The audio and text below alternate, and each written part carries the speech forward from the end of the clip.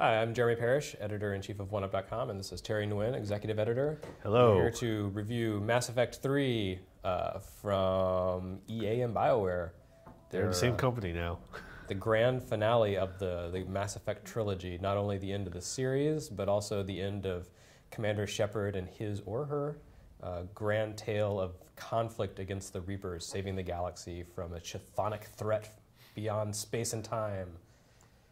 What'd you think of it? It's really, really good. I like it. It's one of the few threes, I think, in recent memory that I actually really Better than like. Spider-Man 3? Oh, God, yes. It's, I have to think about, I'll probably still have to think about in hindsight and so forth, whether it's like the Return of the King heights of capping off trilogies, but it's certainly no Spider-Man 3 or Godfather 3 in terms of capping off a series.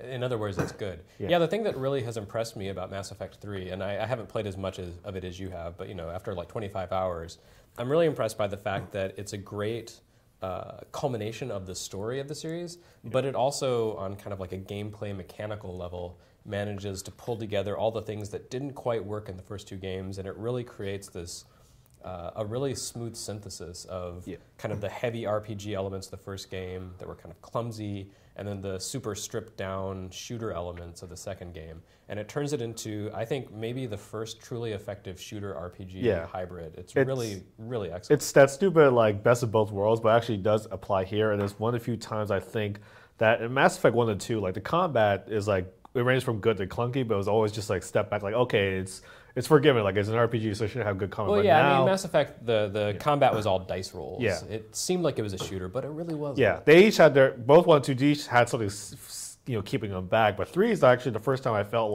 this is actually this is actually quite competent with other pure shooters on the market. I actually would put it up, maybe not quite as good as say a Gears of War or something dedicated, but there are other actual third-person only shooters that Mass Effect 3 is now better than. It actually is in the big league, so to speak. Mm-hmm. But at the same time, it also pulls in a lot more of the RPG elements that were lost in Mass Effect 2. Instead of just getting 1,000 points of experience for completing each mission, you get experience for exploring, for being thorough, for talking to people, for finding things. And it really brings back that sense of exploration that the second game was missing, and the sense of you're in a lived-in world. And I think also it does a better job of creating a dark tone than the second game. The second game tried really hard to be so dark and edgy, and this game is dark and it is gloomy and oppressive, but in a more genuine way. There's a huge threat, and instead of being around all these edgy characters, you're actually seeing the results of a huge galaxy-spanning war on everyone everyone in civilization. And so there's this kind of almost a sadness to the game if you really stop and talk to people and explore.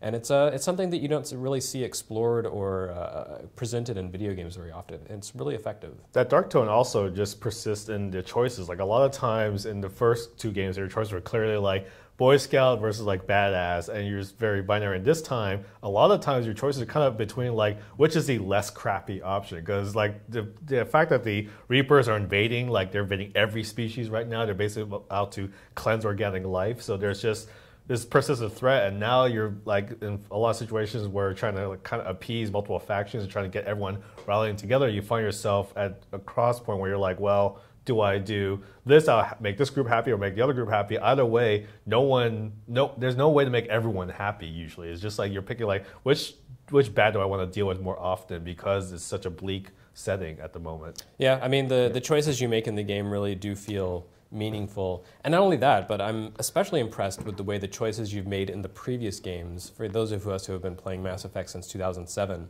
I love the way those carry over, and there are so many different variations on the things you experience depending on how you played the previous games. I mean, I've had missions that went completely differently than you, even though the objective was the same. How they actually played out was totally different, because we have different characters who lived, and we've made different decisions. You've played Renegade, I've played Paragon.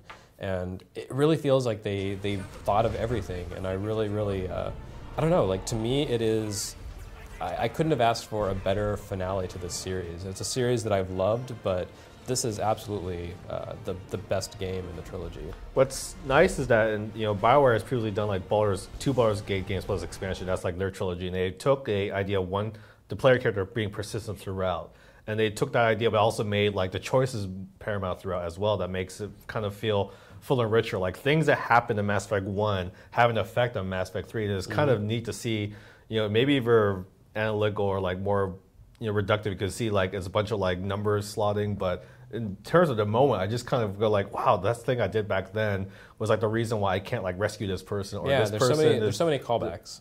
Yeah, so it's really neat in how they have all these redundancies, but just nice to see your experience shaped by how you had played the game, all three games, all the other two games previously. And shaped by the multiplayer, too. Yeah. I mean, I really feel like this is a game that works as a standalone game, for someone who's just coming into the series, because it does a good job of recapping everything. Yeah. But for those of us who have been following Mass Effect since the beginning, it's really just a satisfying payoff, a culmination of everything that BioWare has been trying to do with the series, and I'm really happy with it. I mean, yeah, it is like already one of the best games to come out this year, and it's like it is a nice fit.